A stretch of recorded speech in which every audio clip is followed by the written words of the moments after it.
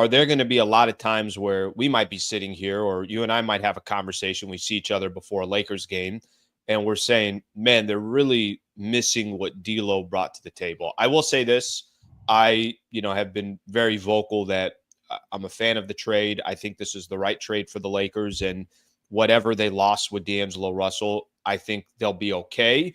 But in your opinion, how much do you think will we look at that D'Lo trade, and will there be more nights than not where you're saying, man, they could really use another scoring punch?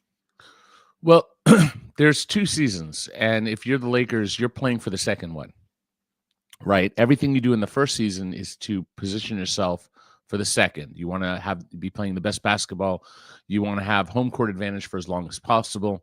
You want to avoid the play-in, and you want to be able to compete against any team and win a championship. And not every team will say that. The Kings, who are struggling this year, they hadn't made the playoffs.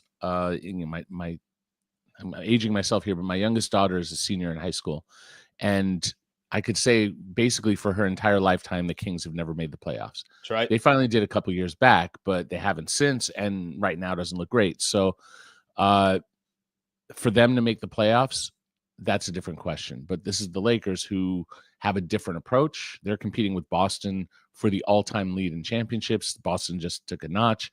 Boston is among the favorites. We could debate if they're the favorite, but they're among the top 4 teams in the league and had a real chance to extend that lead over the Lakers. So if we're talking about D'Lo, sure, you'll miss him on a night in the regular season, but will you miss him in the playoffs? And I think that is why he was expendable, why he had been expendable after that very first playoff run, where they saw okay, the way his style of play works.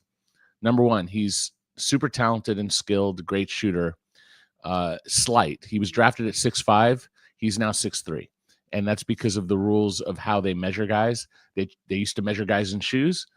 And he's a 6'3" that's closer to a 6'1" than he is a 6'3" closer to a 6'5", right? Because he doesn't have long. Dennis Schroeder has 7-foot arms. And we could debate. Certainly, I would argue that D'Lo is more skilled, certainly as a shooter, and a little bit more creative as a creator than Dennis.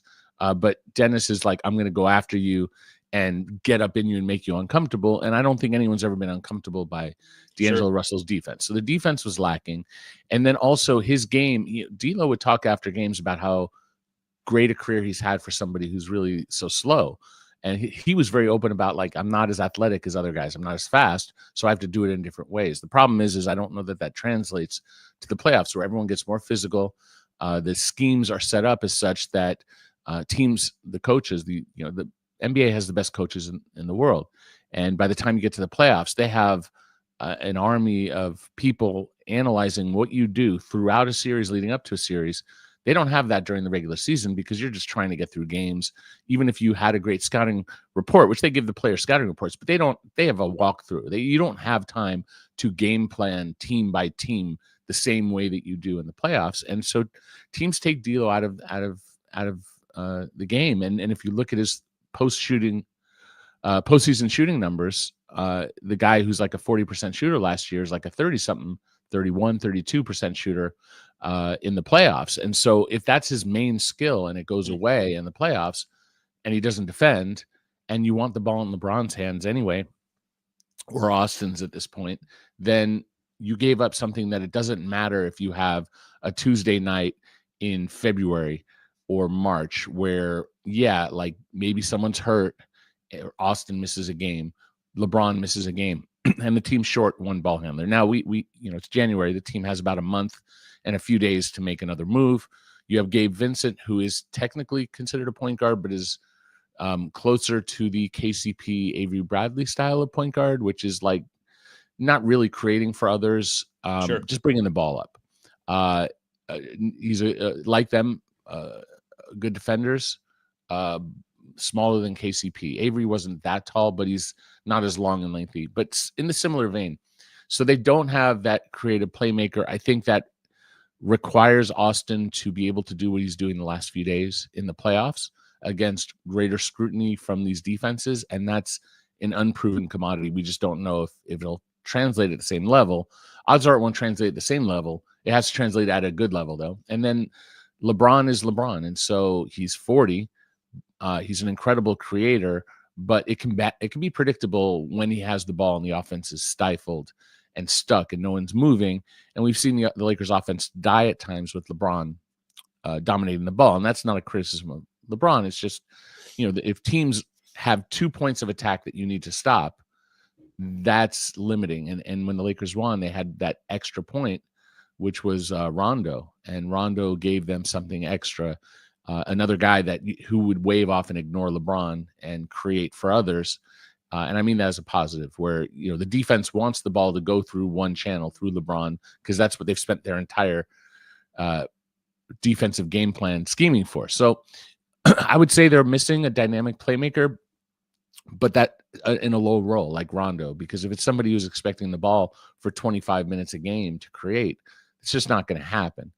And then we saw against the Nets, not the Nets, the Cavaliers, that still perimeter defense is still an issue. I know that they didn't have Vincent for that game, and Jared Allen went to town, and sure, maybe Dorian Finney-Smith, he didn't finish that game. He's new. He didn't know what he was doing yet. Not a criticism, just guy I don't even think he had a practice. Maybe he had a shoot around.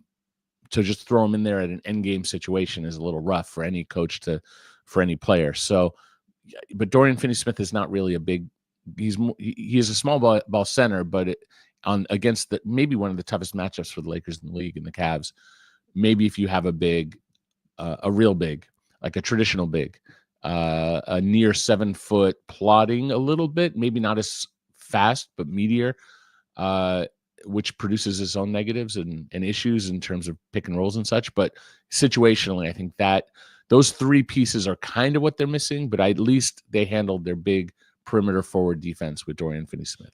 So I love what you said about, and I think, listen, D'Angelo Russell's going to, probably not for too much longer, but I think is because the trade had just gone down, and we'll get a chance to see him a little bit in Brooklyn. Yesterday he had 22 points, so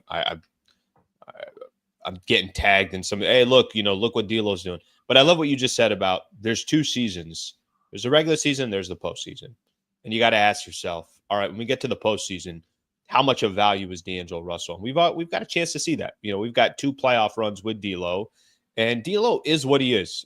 And I think, he will probably go on in Brooklyn and be able to put up some big numbers and let him do his thing. In LA, for what the Lakers are hoping to compete for, which is a championship, I love how you just said, let's separate a game in February versus a game in May when you're at Denver, and what's that look like? And, can you rely on him? Can you not rely on him? So I think that's the best way to put it. You kind of started walking through as well some of the strengths that the Lakers have. I think that's a great example of the Cavs game, which is, I don't know what you thought the Cavs were going to be 33 games in or whatever the case is. I didn't see them going 29-4. I don't know if many people did, but they are truly elite. They have a little bit of everything. They're not just depending on Donovan Mitchell. They're not just depending on one player. They got depth, they got size, they got defensive players, they have bench players. So give them all the credit in the world